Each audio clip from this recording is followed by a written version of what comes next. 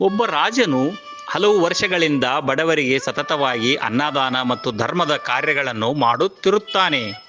ಒಂದು ದಿನ ಅನ್ನದಾನದ ಆಹಾರಕ್ಕೆ ಆಕಸ್ಮಿಕವಾಗಿ ಹಲ್ಲಿ ಬಿದ್ದು ಆ ವಿಷಪೂರಿತ ಆಹಾರವನ್ನು ಸೇವಿಸಿ ಕೆಲವು ಬಡವರು ಪ್ರಾಣ ಕಳೆದುಕೊಳ್ಳುತ್ತಾರೆ ಮತ್ತು ಕೆಲವರು ಆರೋಗ್ಯ ಹಾಳಾಗುತ್ತದೆ.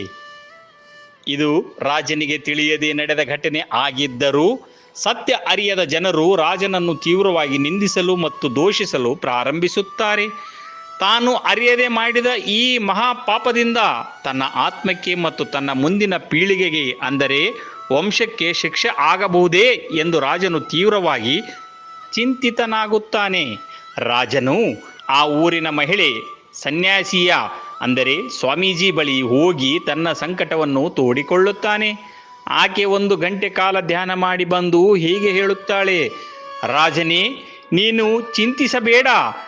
ನೀನು ಅರಿಯದೆ ಮಾಡಿದ ಪಾಪದ ಶಿಕ್ಷೆಯು ಈಗಾಗಲೇ ಹಂಚಿ ಹೋಗಿದೆ. ಸತ್ಯ ಏನೆಂದು ತಿಳಿಯದೆ ನಿನ್ನನ್ನು ಕೆಟ್ಟದಾಗಿ ನಿಂದಿಸಿದ ಮತ್ತು ದೂಷಿಸಿದ ಜನರೇ ನಿನ್ನ ಪಾಪದ ಪಾಲನ್ನು ಪಡೆದುಕೊಂಡಿದ್ದಾರೆ. ಕಥೆಯ ಹಿನ್ನೆಲೆಯಲ್ಲಿರುವ ಆಧ್ಯಾತ್ಮಿಕ ಸಂದೇಶಗಳು.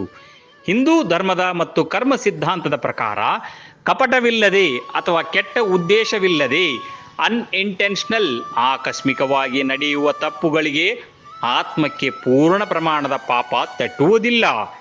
ಏಕೆಂದರೆ ಅಲ್ಲಿ ಕರ್ತವ್ಯ ಭಾವ ಅಂದರೆ ನಾನೇ ಕೆಡುಕು ಮಾಡಬೇಕು ಎಂಬ ಉದ್ದೇಶ ಇರುವುದಿಲ್ಲ. ಸನಾತನ ಧರ್ಮದಲ್ಲಿ ಪರನಿಂದನೆಯನ್ನು ಅಂದರೆ ಬೇರೆಯವರನ್ನು ದೂಷಿಸುವುದು ಅಥವಾ ಚಾಡಿ ಹೇಳುವುದು ದೊಡ್ಡ ಪಾಪವೆಂದು ಪರಿಗಣಿಸಲಾಗಿದೆ.